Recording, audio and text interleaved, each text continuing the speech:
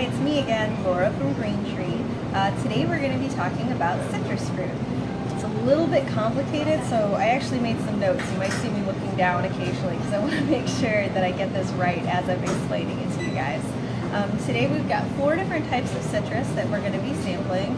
I tried them all beforehand and they're all really good, so you won't be disappointed if you get a chance to come in. So I'm going to kind of go in the order that makes sense to me. Hopefully this will make sense to you guys too. The first thing that we have today is a Tangelo. So you can see a Tangelo is like a really intense bright orange, kind of a shiny skin, and it has this little sort of bump on the top. It's not super pronounced in this one. Sometimes it almost looks like a button right on top of it. Tangelos are super juicy. They don't have a lot of pulp at all. It's actually sort of surprised they don't use these for juice more often, considering how sweet and juicy they are. They usually don't have seeds. You can come across one every once in a while, but most of the time there's no seeds in a Tangelo. Tangelos are a cross between either a tangerine and a pomelo or a tangerine and a grapefruit. In this case, these are Mineola Tangelos, and they're specifically a cross between a tangerine and a grapefruit. They don't taste like grapefruit at all. They definitely have a bit of a tangerine flavor over a regular orange. It's kind of a more intense sweetness than you get from an orange. The second thing that we're going to be sampling here is the the mandarins. The mandarins are their own sort of unique thing. They're not a cross between anything and anything else. You can see they're tiny. They're kind of flat compared to the other citrus fruits that we're going to look at today. They do not have seeds. They peel super easy. Like this just practically pops right off. And they split into adorable little segments really easily. Let me hold these up for you can kind of see like just little tiny segments. I mean, they're coming out of this guy, so. And let's see, what else about mandarins? There's something else I wanted to tell you guys. Let's see. Oh, so a lot of people also call these clementines. A clementine is actually a mandarin hybrid.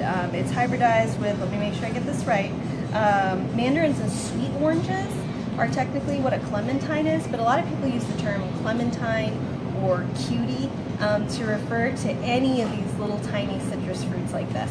These are technically mandarins, but we call them clementines too.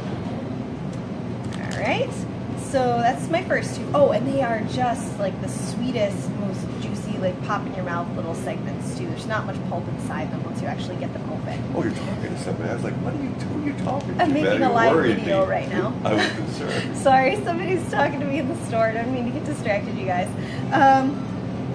So then we are also doing Navel Oranges, which is a classic. I mean, everybody likes a good Navel Orange. So this is a Navel Orange. You can see it's not quite as intense in its orange color as a Tangelo, but it is a pretty strong orange, very round and really heavy for its size. They tend to have a slightly thicker rind than a Tangelo or a Mandarin. They don't have any seeds. Navel Oranges are actually propagated by cutting and grafting.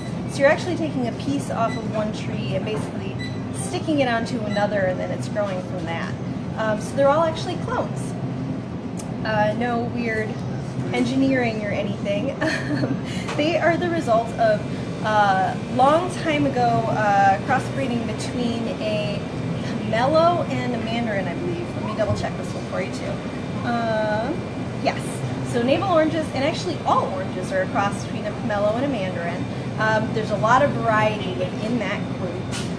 These have that really intense, bright orange juice flavor that we all like so much.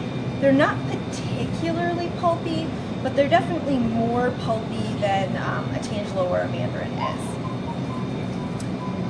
Then our last orange that we've got today, so this is also an orange, which is also a cross between a pomelo and a Mandarin, but in this case, blood oranges have a high concentration of a compound called anthocyanin. I hope I'm saying that right for you guys, which is a water-soluble pigment that also gives it part of the tanginess of the flavor. So in this case, you can see they also have this sort of blush on the skin because it's not only in the flesh, it's also in the skin, the anthocyanin. But that's part of what makes blood oranges so much more tangy. And it's also part of the reason that they're so nice in things like desserts and cocktails, because it makes that flavor really strong and assertive beyond what a regular orange is. So there you go. Those are the citrus varieties that we're actually going to be sampling today. We've got Tangelos, we have Mandarins or Clementines, whatever you want to call them, Navel Oranges, and Blood Oranges. They're all really bright, fruity, tasty. This is the time of year to get them, and 3 of the 4 varieties that I'm sampling don't have any seeds, so it's kind of a win-win.